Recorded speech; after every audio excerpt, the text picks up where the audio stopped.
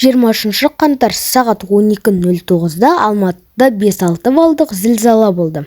Қазақстан төтенше жағдайлар министрлігінің сейсмикалық байқау және зерттеу ұлттық ғылыми орталығының мәліметінше, жер сілкінісінің эпицентрі Алматының оңтүстік-шығысынан 264 шақырым жерде Қазақстан мен Қырғызстан шекарасында болған.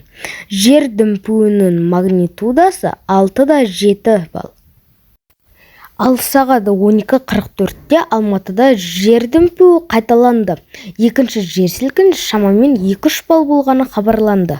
Желіде тараған видеоларда халықтың сыртқа шығып кетуін көруге болады. Бұдан бөлек алматылықтар үйлеріндегі жиһаздардың теңселуі видеоларымен бөлісті. Қала көшелерінде көлік кептелісі, жанармай құю станциялары көлік кезегі байқалды.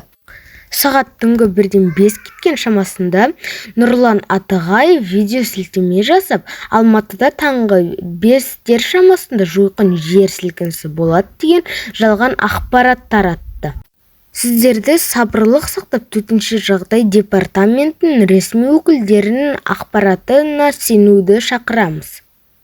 Сейсмологиялық институтының болжамынша жер сілкінісі қайталанбайды делінген.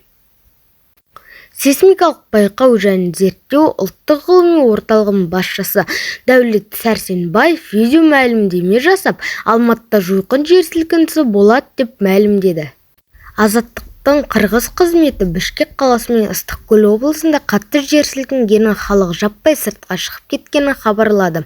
Қырғызстан төтенше жағдай министрлігі де жер сілкінісінен қаза тапқандар және жараланғандар туралы ақпарат түспегенін айтты.